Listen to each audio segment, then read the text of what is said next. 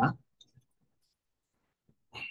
So, pag ginraph natin ang, pag ginraph natin ang ano, kasi ang potential ng harmonic oscillator ay 1/2 kx squared, right? So it's a parabola. And essentially, any type of function, any type of potential function can be approximated by a parabola. Okay? So may parabola ka that's curving upward, may parabola ka that's curving downward, and so on and so forth. Okay? So let me start with yung expression natin for a potential. Actually, this is not really an expression for a potential, but it's more of an expression, a general expression for a function. So ang general expression natin for a function is given by Vx sum from n equals 0 to infinity ng 1 over n factorial nth derivative ng Vx evaluated at x equals x naught times x minus x naught raised to n. Okay? Anong tawag natin dito sa function na ito? Sisimula sa letter T. Taylor series. Okay? So, any function, Taylor. So, any function can be approximated by a Taylor series, and that's what we're going to do. Okay, so ang first term ng Taylor series na ito is V at x naught. So, ito yung n equals 0 na term. And then yung second term ay yung first derivative, Vx evaluated at x equals x naught times x minus x naught. Plus, yung third term is 1/2 d dx squared d squared Vx evaluated at x equals x naught times x minus x naught squared and so on and so forth.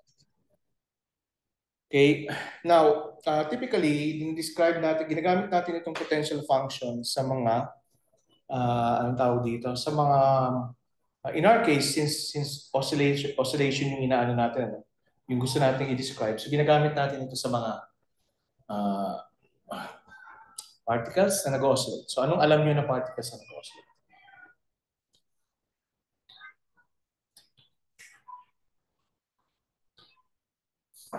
Sakto, nag-oscillate yung katengko kan? Nga. Ganyan siya. So anong alam niyo ng mga particles na nag-oscillate? In what kind of tawag dito system niyo sila nakikita?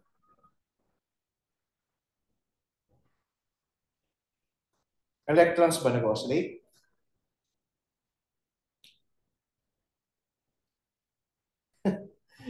Nag-oscillate ba ang electrons? If they're free, obviously, hindi sila nag-oscillate, right? Pero pag bound sila, ibig sabihin, they're bound in the sense na, anong tawag dito? They are attracted to the nucleus. So umiikot sila about tawag dito, about an orbit. So pwede nyo ba i-consider na nag-oscillate yung motion ng atom, ng electron in that case? Yes, di ba? Kung titignan nyo siya sa isang perspective. Kasi yung electron ay nag-move back and forth. Right? So ano pa ibang conditions na pwede natin i-apply or merong oscillation? Ano pang physical systems na merong oscillation? So ang isang pwede natin i-consider ay atoms. Okay? So kung meron kayong atoms, okay, they interact with each other through a potential. Yung potential na yon can be described by some sort of tawag dito, a spring. Okay, so nag-oscillate in one dimension, nag-oscillate yung mga atoms na yan, and yung oscillation nila can be described by how this virtual spring behaves. Okay, nagko-contract at saka nag-expand, stretch. Okay, so ang potential ngayon ang potential na ito, Vx, can be expressed by this function. Okay? Now, of course, yung constant na yan, yung first term is a constant. Pero yung second term, how do we account for that for the second term? Ano ba ang derivative ng potential with respect to x? force, right? Okay, so the second term is actually equal to the force applied dun sa system. Ngayon, ano naman yung derivative, second derivative ng potential with respect to x?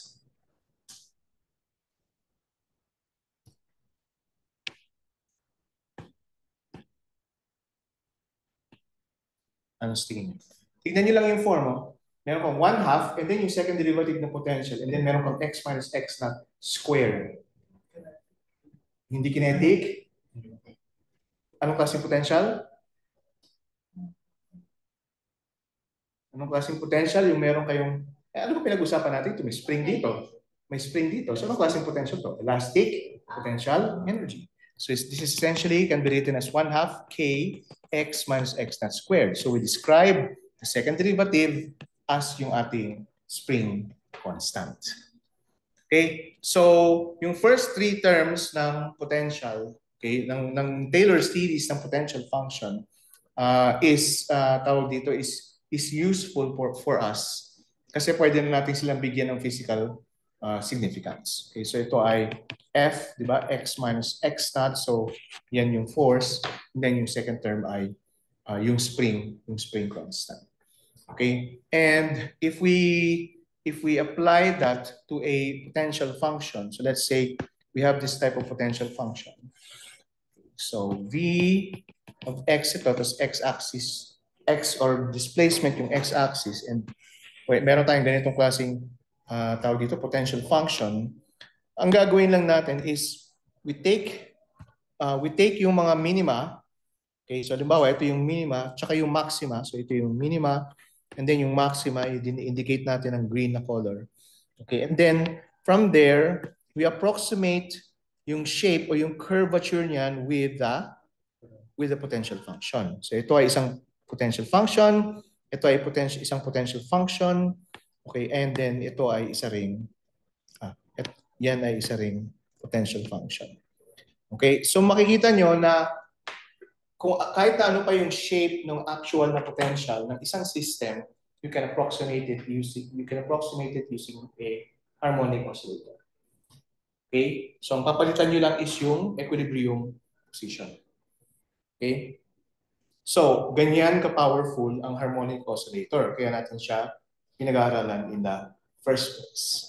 Okay, now, pinag-aaralan nyo yung harmonic oscillator sa 101 and 161. Pinag-aaralan ba natin sa 161? Ang harmonic oscillator? Hindi ko ano ulit yung 161? Walang yan. Nag-162 kayo, 20 TH. Salamat ha. Hindi natin pinag-aaralan ng harmonic oscillator sa no? Classical mechanics. Yes, yung mga driving force. Hindi, pinag-aaralan natin to. Naalala ko. Okay? Yes. So, pinag-aaralan natin to in the classical sense. And siyempre, dito, gumamit tayo ng differential equation at tinry natin i-solve yung differential equation. Okay? Pero dito, we're going to do it using Dirac notation. And how do we begin using Dirac notation sa harmonic oscillator? So, ang gagawin natin is we start with the Hamiltonian. Hamiltonian, sa quantum mechanical sense, is the sum of the kinetic and potential energies. And sa quantum mechanics, is just yung momentum squared divided by 2m plus m omega squared x squared over 2. Okay, so i-write it. 1/2 m omega squared x squared. Okay, naintindihan niyo kung paano naging ganyan yung expression? Okay, kung hindi niyo naintindihan, k is m omega squared. And if you recall, sa Physics 101, ang omega squared is just omega. Sorry, ang omega is just k over m. Okay, omega squared is just k over m. Yung k dito ay spring constant, yung m ay yung mass. And yung omega is yung angular frequency. So yung oscillation frequency nung particle. Okay, and in quantum mechanics, alam natin na yung Hamiltonian, kinetic energy, yung potential, momentum, at itong position ay operators. Now, it's a bit tawag dito, it's not so easy if we use this type of expression. Okay, ang gagawin natin is magde-define tayo ng mga bagong operators. Okay? Yung mga bagong operators na yon ay ganito natin siya i-define. So B hat is equal to M omega over 2H bar 1/2 X plus I Px over M omega. And then yung pangalawang operator ay B dagger is equal to M omega over 2H bar square root in X minus I Px over M omega. Okay, paano yan na-derive? Well, essentially, ang gagawin nyo lang is isulat nyo lang yung X. So, H bar over 2 M omega and then square root yan. B plus B dagger. At tapos yung momentum operator is I H bar M omega over 2 square root plus B dagger minus B. Okay, so ganyan natin define yung B at saka B dagger na operators. Yung mga bagong operators. So if we insert that, if we insert these expressions dito sa ating Hamiltonian, okay, ang ating magiging Hamiltonian ay H is equal to H bar omega over 2 B dagger plus B dagger. Okay, so ibabalik ko sa previous slide kasi may iba sa inyo kung kopya pa. And then sabihin nyo pag tapos na kayong kumopya.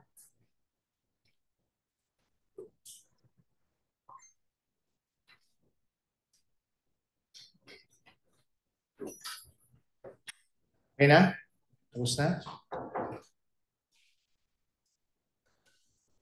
Okay. So, next slide. Sinulat na natin yung Hamiltonian in terms of the new operators. Siyempre, gusto natin i-explore kung anong properties ng operators na ito. And essentially, ano ba talaga itong mga operators na ito? So let's see first kung nagko-commute sila. Okay? Ang definition is B. Ang definition ng commutation ng B tsaka B dagger is B dagger hat, B dagger plus o minus, sorry, B dagger B. Okay, and then meron tayong definition for B and B dagger, di ba? So insert, ito yung definition natin ng B tsaka B dagger. Itong dalawa na to. So insert natin yung ngayon dun sa ating commutation relation. Okay, ano makukuha natin? So yung product ng B at saka B dagger ay magbibigay sa atin ng M omega over 2H bar. So mawawala na yung square root kasi multiply natin sila sa isa't isa. Okay, tapos yung BB dagger will be X, ba? Remember, importante dito yung order kasi hindi natin alam kung nagko-commute sila. Okay, so sige, isulat na lang natin.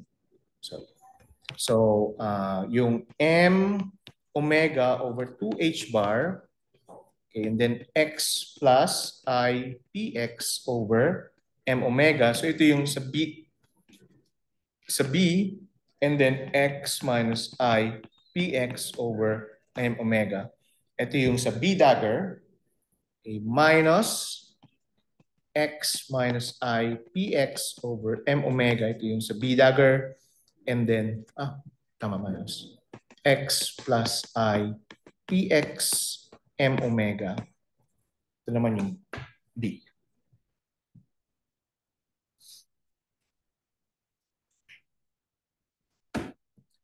Okay, so again, hindi nyo pwede pagbalik na rin yung Px at saka P. Kasi alam natin na hindi sila nagko-commute.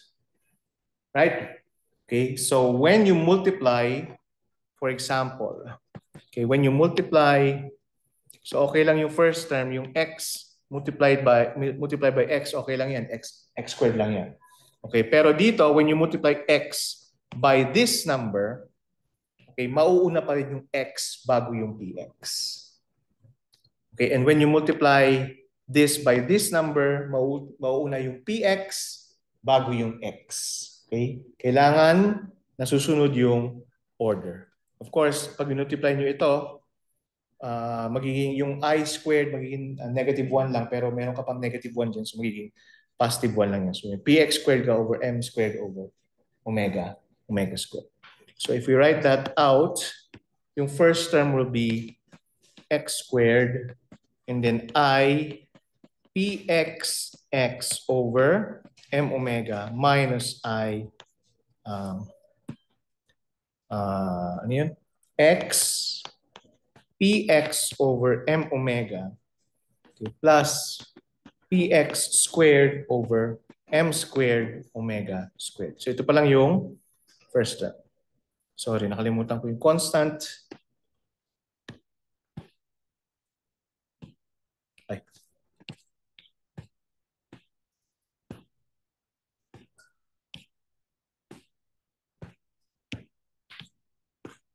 Okay, so dapat meron ditong m omega over 2h bar and then ito ay minus. Okay, sige, copyhin nyo lang and then pagtapos na ako, sabihan nyo lang.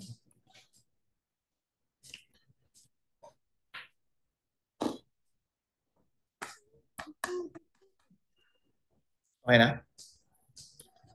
Good.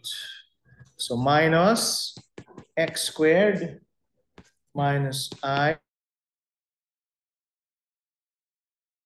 omega plus ix px over m omega plus px squared over m squared omega squared.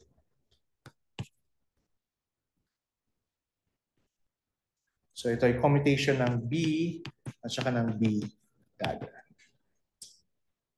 So anong lalabas dito? I m omega over h bar. Magka-cancel obviously yung x squared, di ba? So itong x squared na ito magka-cancel. Yan. At saka yun nandito magka-cancel. Yung last term, px squared over m squared over omega squared ay magka-cancel din. Di ba? At ang matitira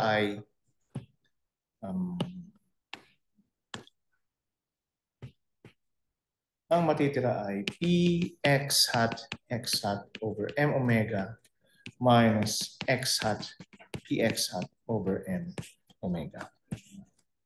And pwede natin ilabas yung m omega. So mawawala yung m omega. Ang matitira is I over h bar. And then actually yung px x minus x px ay yung commutation ng px at saka ng x. Tama? Right? At ano yung commutation nila? Equal saan yung commutation nila? Negative IH bar. Pag nauna yung momentum, negative yun. So, meron kang negative I, H bar. So, negative I times I is positive 1 and then may H bar ka. So, ito ngayon ay equal sa 1. Okay? Okay. So, ang BB dagger, which is defined as B dagger minus B dagger B ay equal sa equals 1. Obviously, yung B dagger B ay equal sa negative 1. Okay. And yung B, commutation ng B and B ay nagko-commute pa sila? Nagko-commute pa sila? Grabe naman yung doubt nyo. Ganyan. I-ano nyo, di ba? By definition. Nagko-commute sila? Of course. At yung commutation ng B dagger, sorry, ay os.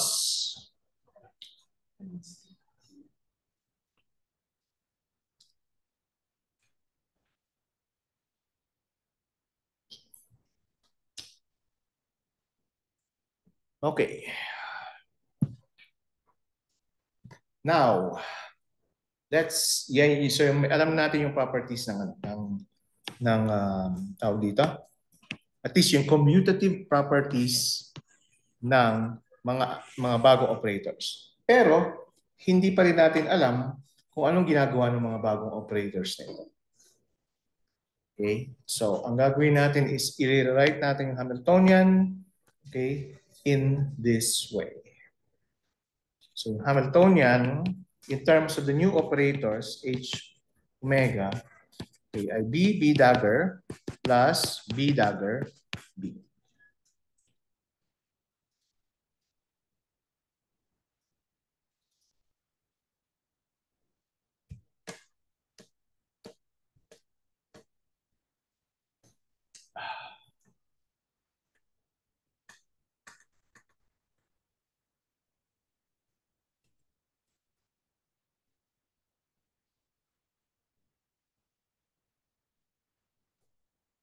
Sandali na.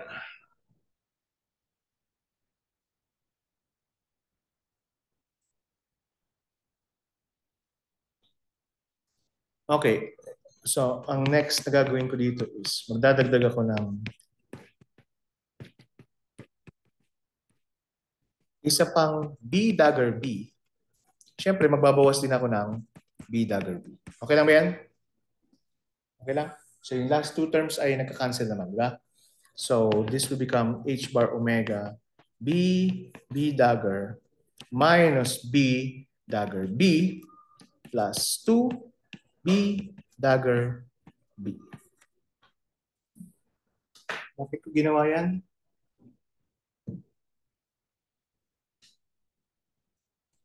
Ha? Yes, exactly. Kasi gagamitin na natin yung commutation relation dun sa first two terms. Yung BB dagger minus B dagger B is just equal to 1. Okay. Dinire-write na natin siya in terms of this, in this form. Okay, so that's one way to write it. Tawag dito, factor out ko lang yung 2. Okay, so magiging H bar omega B dagger B plus 1/2. Okay?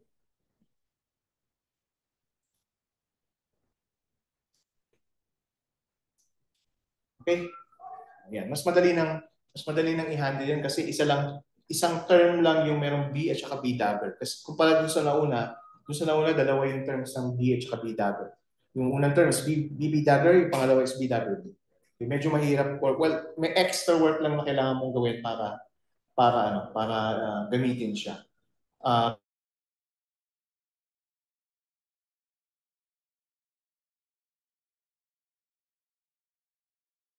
yung gawin?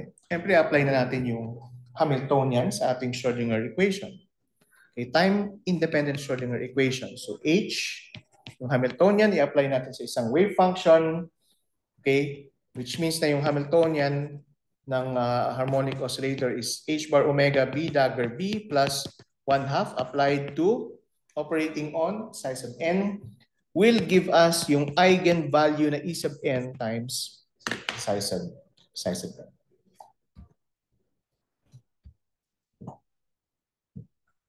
Okay lang? Okay lang? Then, i-multiply natin ito by B sa left. Okay, remember, importante yung order.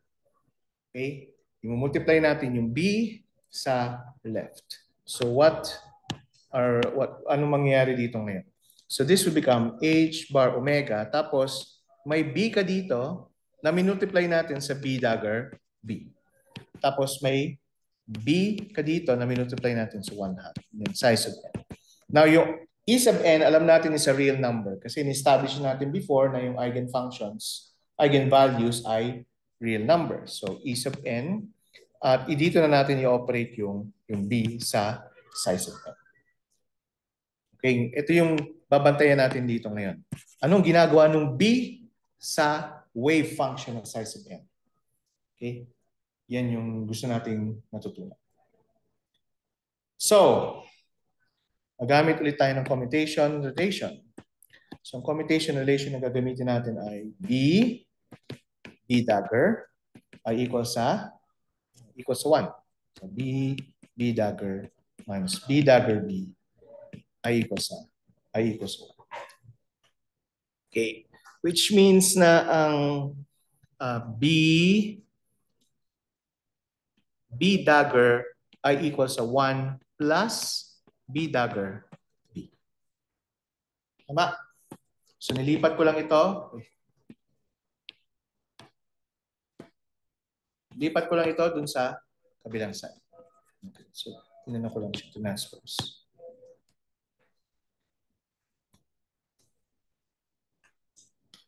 Okay?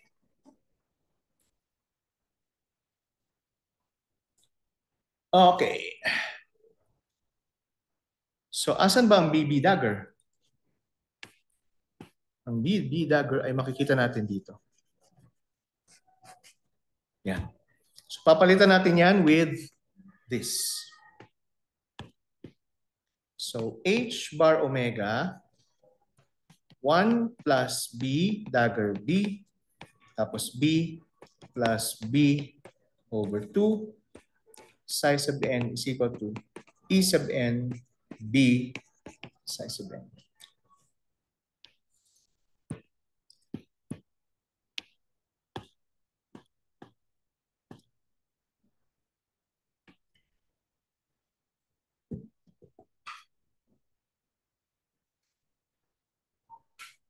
Okay? Or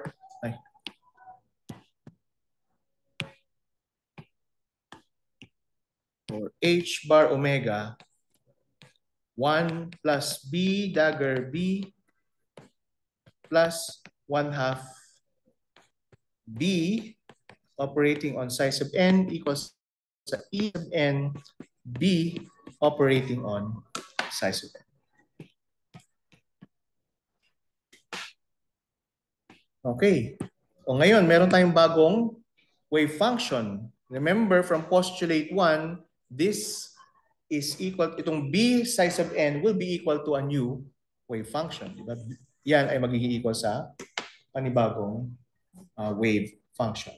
So ano ngayon yung wave function na yan?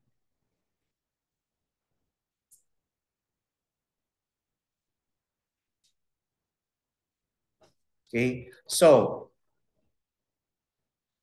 okay, ito yung tignan ninyo para lang hindi kayo malito. Anong kulay yung magandang gamitin? Pula?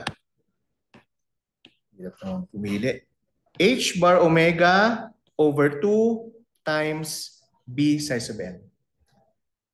Okay lang? Okay lang, dinistribute ko lang yung H bar omega. Tama? So isang term lang yan, di ba? H bar, 1/2 H bar omega B psi sub n.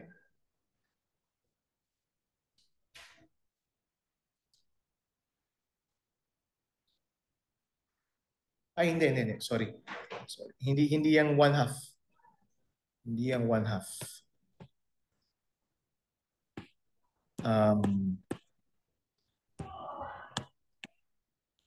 Kundi itong 1. Yung 1 na nandito. So H bar omega times 1 times B psi sub n. Okay? Yang naka-encircle na yan, yung term na yan, ililipat ko yan sa kabilang side. Sa right-hand side. So anong matitira? H bar omega. So nalipat na yung 1, di ba, sa kabilang side. Ang matitira is B dagger B plus 1/2. Tama? B dagger B plus 1/2. Tapos B psi sub n equals sa, since nilipat ko yun sa kabila, magiging E sub n minus H bar omega na siya. E sub n minus H bar omega B psi sub n.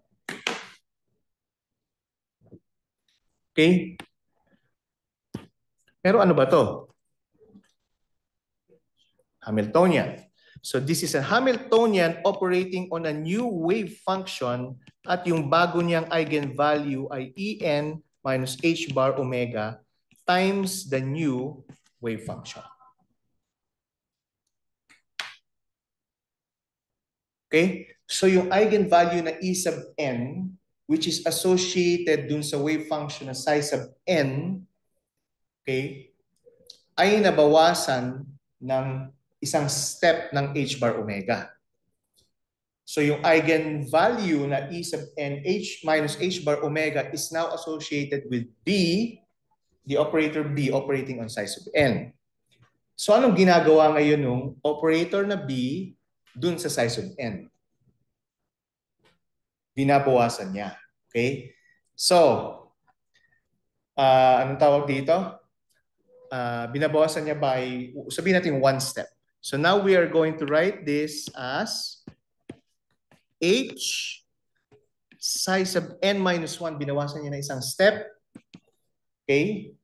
E sub n minus 1 psi sub n minus 1. Na kung saan yung E sub n minus 1 is E sub n minus h bar omega.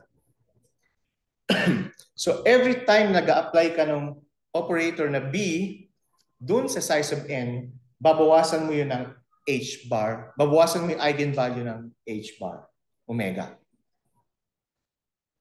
Okay? So ang ginagawa ng B, operator B ay nag-step down siya. So yung operator B is called an annihilation operator. Isipin nyo naman, nag-joke na naman ako. So that's called an annihilation operator. Just because, okay, just because ang ginagawa niya, every time it operates on that wave function, babawasan niyo yung eigenvalue by one step. Any questions? Galing ano? So ano sa tingin yung ginagawa ng B-dagger? Dadagdagan niya by one step. So, ang B-dagger ngayon ay tinatawag natin ha. So ganito yung mangyayari sa B-dagger, no? So, H B-dagger psi sub n ay magiging equal sa E sub n plus h bar omega. Yan yung eigenvalue na yan. B-dagger psi sub n. So yung E sub n plus h bar omega is the eigenvalue for the wave function na B-dagger psi sub n. So ang ginagawa ng B-dagger ay inaangat niya by one step. So B-dagger is called a creation operator. Okay, so the other one creates and the other one annihilates. Sino man ang nakaisip niyan ay hindi ko alam. Oo nga, no? Oo nga, hindi ko naisip yun actually yan. Yung may dagger dapat ang ano eh, no? Ang dapat annihilation kasi may dagger.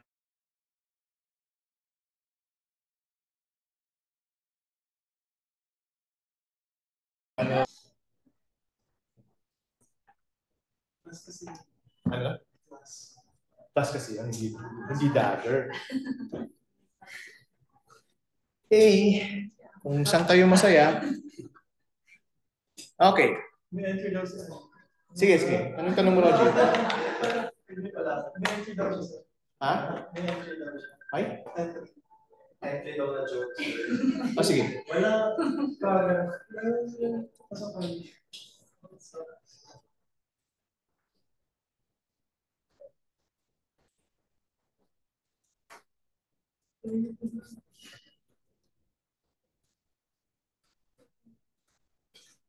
Okay, so in the words of Ruel, interesting, di ba? Ang ginagawa ng mga operators. Okay? And in fact, okay, hindi nyo lang dito magagamit yung annihilation creation operator. Yung principle behind this ay magagamit nyo sa maraming aspects ng quantum physics. Okay? Yung mga nagre-research, mga theoretical physicists na nagre-research about different types of materials, they always begin with this type of operators, creation and annihilation So ganun sila ka-powerful. Okay, kaya natin pinag-aaralan. Okay. On top of yung idea na yung harmonic oscillator is useful to approximate many types of wave functions. Okay? Okay, ngayon i-apply na natin yung anong tawag dito? Yung operators na ito sa ating mga wave functions. In particular, let's begin with the ground state. Ang ground state, remember na yung n ay mga states, di ba? So pag ground state, n is equal to 0. So meron tayong ground state na psi naught, and pag in-apply natin yung anong tawag dito? Yung annihilation operator sa ground state, ano sa tingin nyo ang sagot? Ha? Hindi, ground state nga siya eh. Are there any other states lower than the ground state? Wala, di ba? So if we apply an annihilation operator to the ground state, does it exist or not? Nag-i-exist ba siya o hindi? Hindi, di ba? So anong sagot dito? Equal to sa 0. Okay? Kasi walang state, okay, that is below the ground state. Okay? Now from here, okay, remember, you recall na yung B, yung annihilation operator, is written as m omega over 2h bar square root x plus I px over m omega. Okay? Now yung px is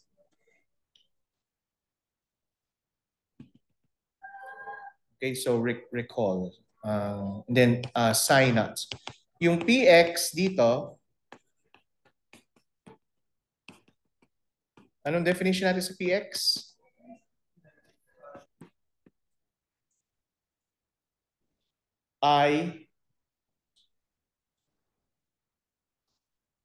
IH bar, di ba? px is IH bar, tawag dito, IH bar, negative IH bar, derivative ng ano? Derivative ng derivative with respect to x. So plus h bar m omega derivative with respect to x ng psi naught. At lahat yan ay equal to 0. Okay? So now we have a differential equation. Partial with respect to x ng psi naught. Okay? A first order differential equation that is easily solvable. Okay, and pag sinolve niyo yan, yung differential equation na yan, you'll end up with this wave function. A naught exponential ng negative x squared m omega over 2h bar. So ito yung solution nung differential equation na ito. Kasama itong 0, of course. Okay. So meron na tayong expression for the ground state of the anong tawag dito? Of the harmonic oscillator. Okay, notice na yung wave function ay tawag dito ay square, yung exponential niya is the square of the position. Okay, so this is actually, yung ganitong klaseng graph ay actually Gaussian in form. Okay. So, anong next task sa tingin nyo dito? Knowing na yung Gaussian form, ano na yung dito, next task?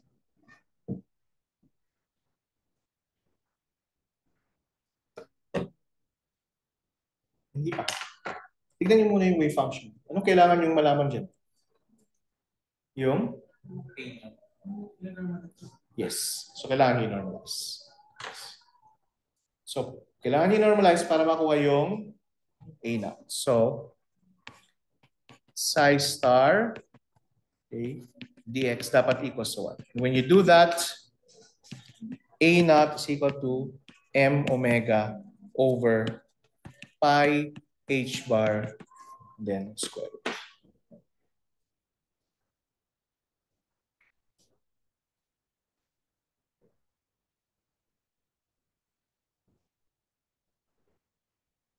Okay, so alam na natin wave function. Na-normalize na natin, nakuha natin yung tawag dito yung kanyang coefficient. Coefficient na A naught. So essentially, alam na natin yung form ng kanyang wave function. Ano pang kailangan natin malaman dito?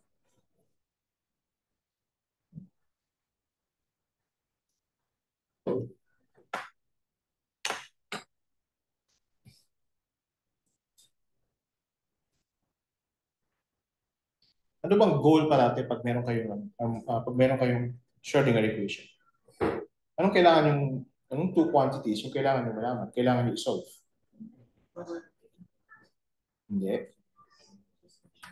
Ano, yung wave function at saka yung energy, which is, ang tawag natin sa energy ay eigenvalue. Parating gano'n. Wave function at saka yung corresponding na eigenvalue. So, anong corresponding na eigenvalue dito? Sabihin nyo siguro E naught. Pero ano yung E naught? Diba? So, kailangan natin i-solve ngayon yung E naught dito. So, para ma-solve yung E naught, dapat i-apply natin ngayon yung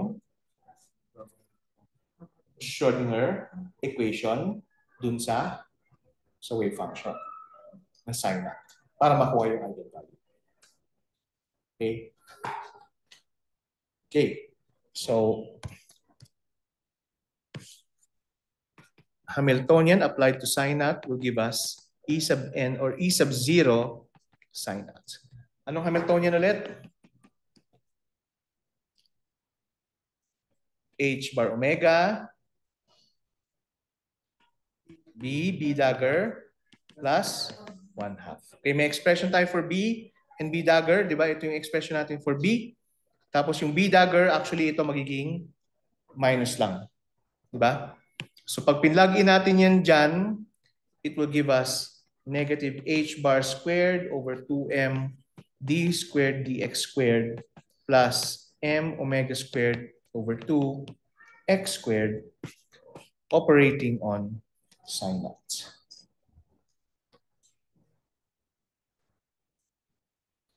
Okay, again, naintindihan nyo kung paano nakuha to ha?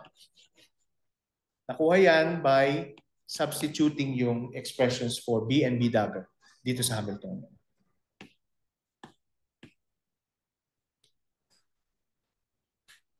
Okay, and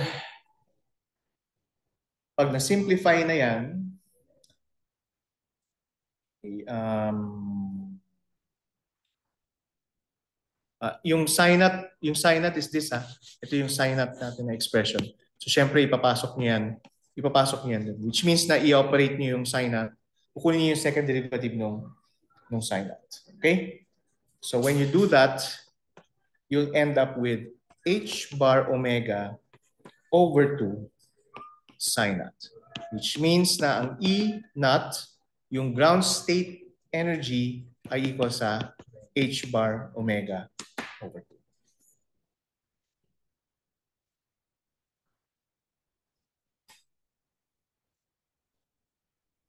Okay?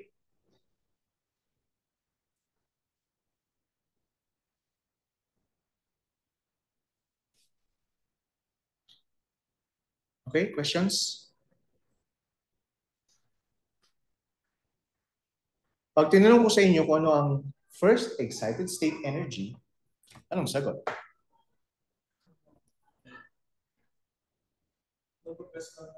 Yes, magpa-plus ng H bar kasi di ba ang creation operator will give you an eigenvalue plus H bar omega.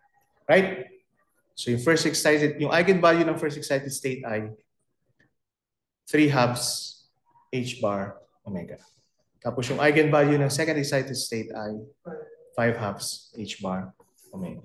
So in fact, masusulat nyo dyan yung E sub n is equal to H bar omega n plus 1/2. Kung naalala nyo ang second exam. Nalaman niyo yung second exam sa number 4 na question, yan yung pinasolve ko sa inyo. Di ba? Connect na. Ha? Yung pina-plot ko, di ba?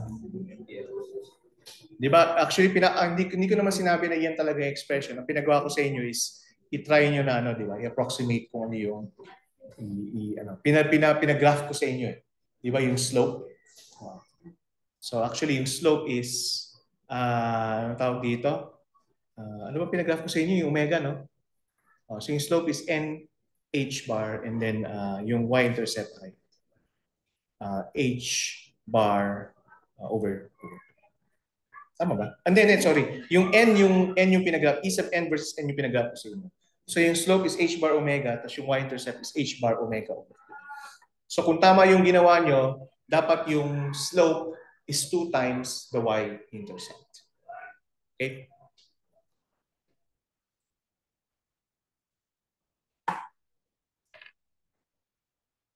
Ano? Galing, no?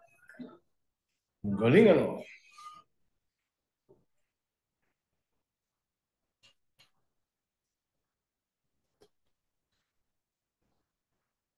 Pagod na kayo? Nakatulog ba kayo kagabi? Ha? Pwede naman kayo matulog dito. Meron pa kayong 30 minutes matulog. Oh.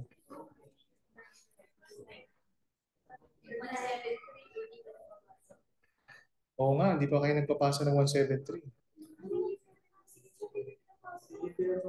Hindi na nagpapasa. Hindi na. Wala naman ako sinasabi ipasa mo. Oo, para practice lang. Nag-practice ba kayo? Nag-try lang, sir. Nag-try. Hindi namin sa tama. Kaya nga kailangan nyo ipa-check.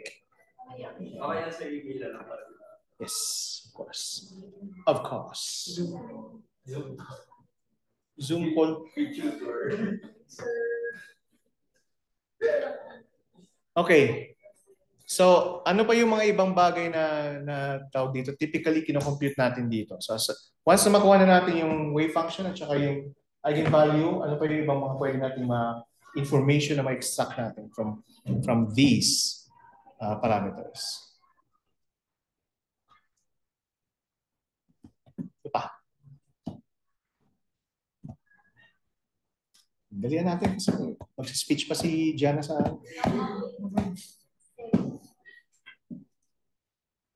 Walang yan. Ganun ka-boring yung klase na to. Nag-nail cutter ka dito sa... baka magko-cutix din kayo dito. Walang yan.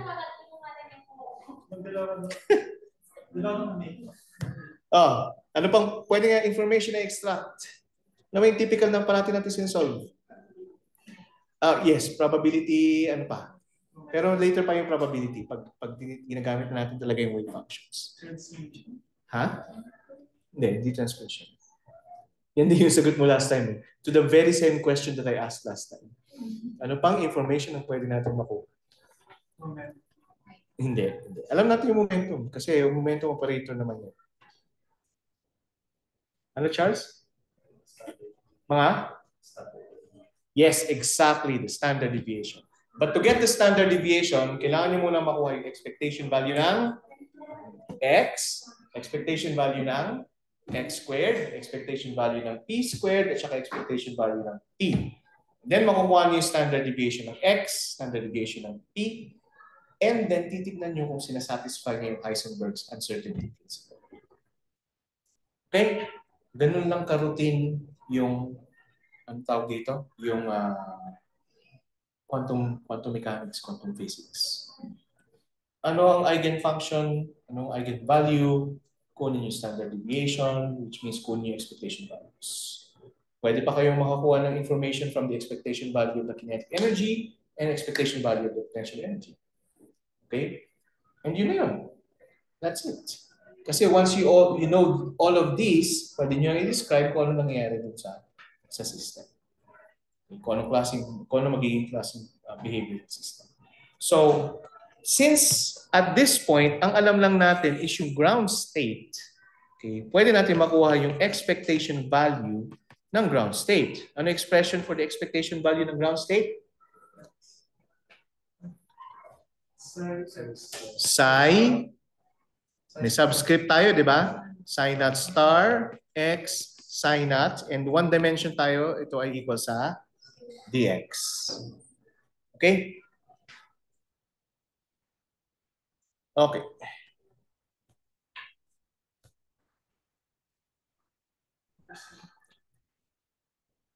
Now, here's the thing. Ang x is an operator that can be described in terms of the creation and annihilation operator. Tama? So, ang x operating on psi naught, okay, ignore ko muna yung constant ha. I-ignore ko muna yung constant. Ay b dagger psi naught plus b, b psi naught and then b dagger psi naught. Nakita niyo na kung gaano kadali eh. Kasi b dagger b psi naught is 0. Itong b dagger psi naught is psi 1. Tama? Tama?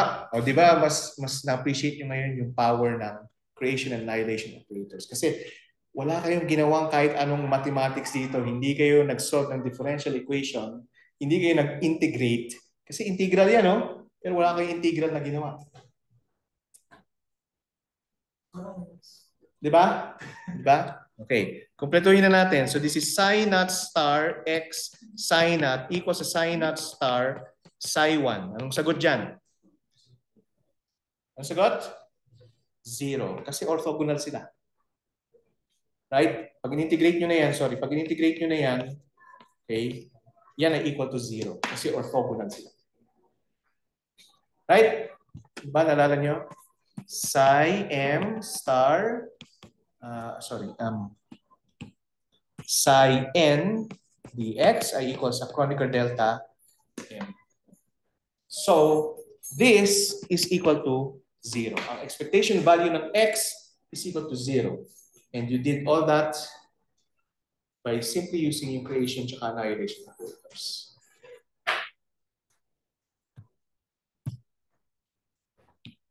X squared. Ano yung expression dito? Psi naught star x squared psi naught dx ay equal to 0. So ito ay equal sa? Hindi, ang gawin muna natin is ano? Alam naman natin ang x psi naught, di ba? Ito ay psi 1. Sinolve na natin yung before. Di ba? So ang x psi 1, anong ibibigay sa atin yan? So meron tayong b psi naught plus b. Anong ginagawa ko? Psi 1 plus b dagger psi 1. Anong sagot dito? Ang b psi 1 will give us psi naught plus psi 2. So dito ngayon sa expectation value ng x squared, ang makukuha natin is psi naught star tapos b dagger psi 1,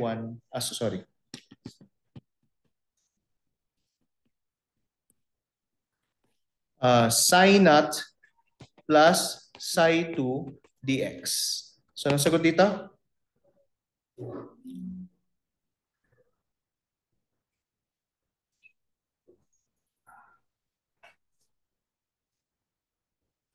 First term, anong bibigay sa atin ng first term? 1. At ang second term ay 0 kasi psi naught star, integral ng psi naught star, psi 2 is 0. Orthogonal sila eh. Ang hindi ko nasulat dito ay yung coefficients. Di ba? Remember may coefficients pa. So ang coefficients, if you recall, is h bar over 2m omega. Pero dahil dalawang beses natin i-operate yung x, so magiging squared to.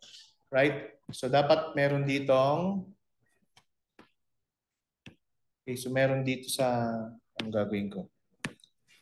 meron dito sa harap na h bar over 2m omega.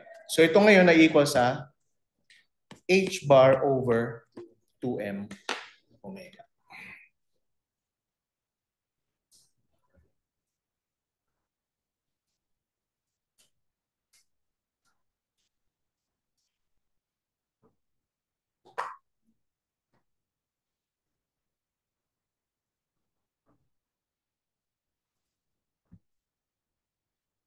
Okay? Sige nga, itry nyo. Px. Expectation value ng Px tsaka expectation value ng Px.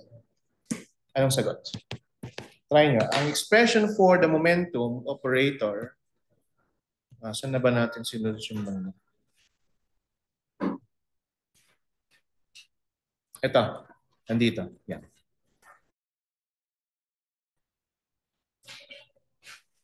Okay, so copyin nyo muna yung expression for the momentum operator and then isolve nyo yung expectation value ng momentum and expectation value ng momentum square.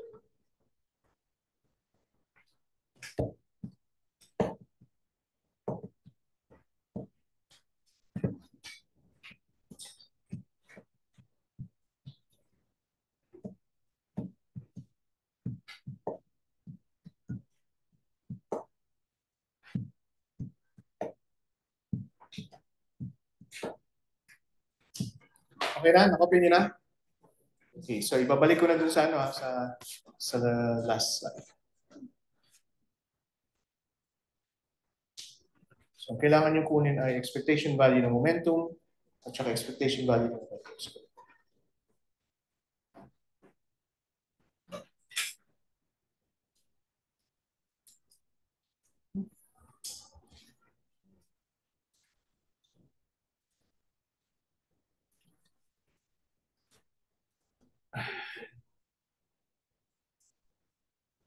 Ang unang makasagot, example, yes. Makapagbigay, may sagot na of course sa book, di ba? Pero ang unang makapagsagot na may solution na tama ay pipitikin sa ilong lahat ng mga klase niya. Parang bata. Pitik sa tenga, pitik sa tenga.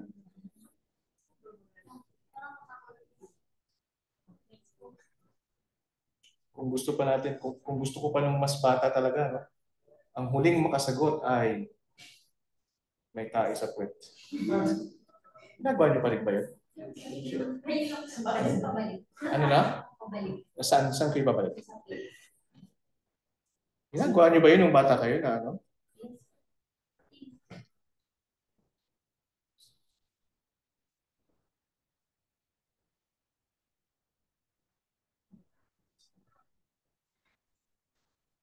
Okay, so pag may sagot lang kayo, i-ano niyo, isigaw niyo lang. Yung sagot.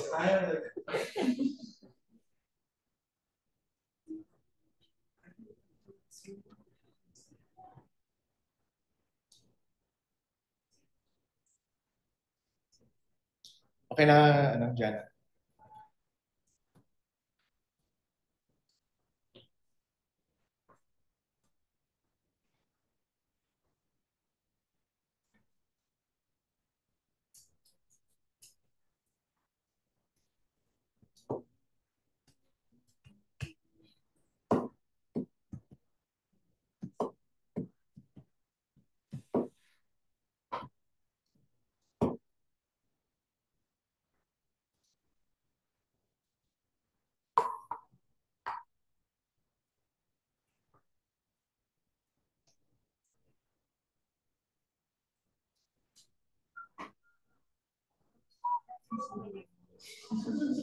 Ano yan? Okay. Zero, may solution ka? Wala. Tinignan mo lang sa book.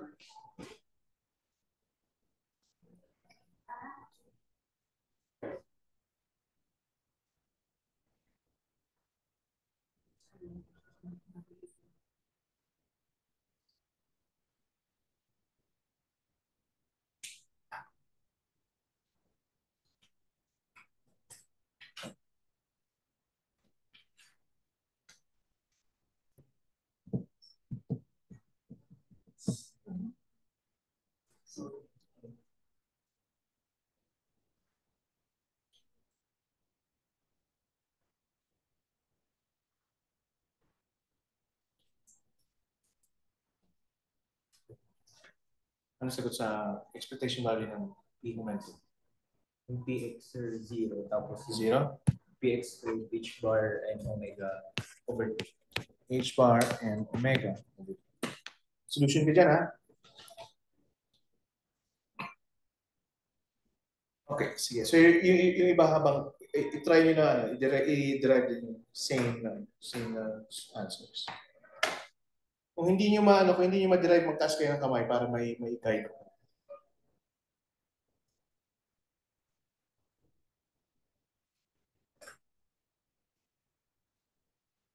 Okay, sige. So, since na-solve mo na, ito naman yung next na i-solve ninyo. Siyempre, yung uncertainty in x squared, which is given by expectation value ng x squared, na na-solve na natin, di ba? An expectation value ng quantity x squared. Tapos, yung expectation value ng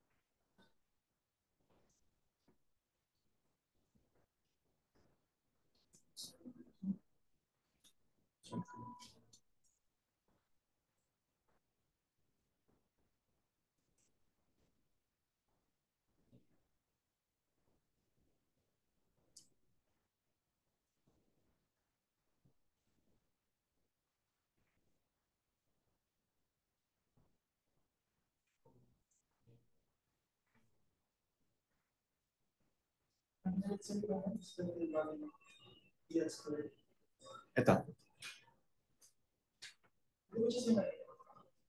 Ha? Yung PX mo, yung B dagger minus, B dagger minus B. So, actually, yung B dagger na in-apply mo twice, it will give you, saan ba nag-arise yung negative mo? Doon yata sa second term. Negative I squared dapat yan. Check mo, baka may na-miss ka na negative dyan.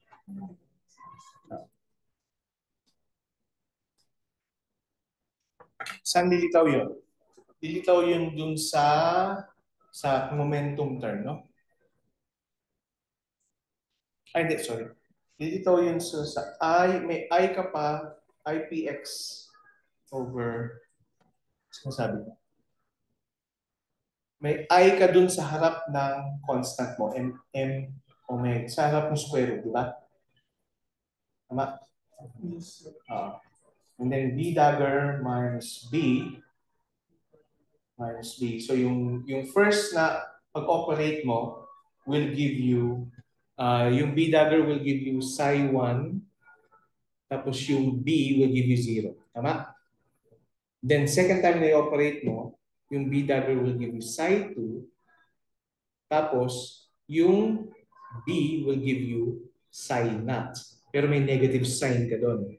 So I squared times negative 1. I-expand mo, dalawa. So in 4 terms, pwede rin naman 4 terms. O, 4 terms yan. Kasi remember, hindi sila nagko-commute. Hindi sila nagko-commute. Bigay ko ng pamasa. Ha? Bigay ko ng pamasa. Sige. Para mag-commute sila. Okay, yan yung sinasabi ko. Ingatan nyo, dapat i-retain nyo yung order. Okay.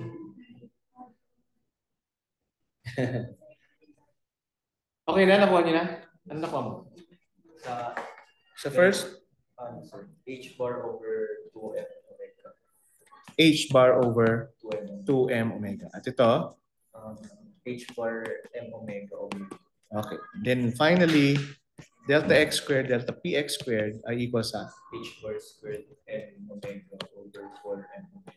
or h bar squared over 4, right? Which means na delta x, delta px is just h bar omega over, which clearly satisfies yung Heisenberg's uncertainty principle. Kasi ito yung minimum na uncertainty, minimum na expression. Okay? So the ground state satisfies Heisenberg's uncertainty principle.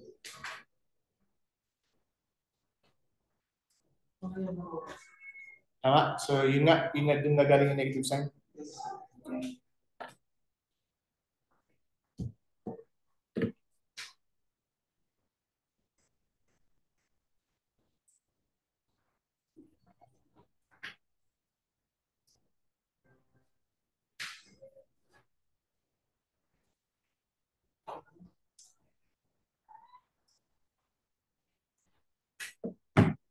Okay. So, next meeting sa Wednesday, ang pag-usapan natin ay yung excited states. So, nasa ground state tayo, di ba? So, next meeting, pag-usapan natin yung excited states.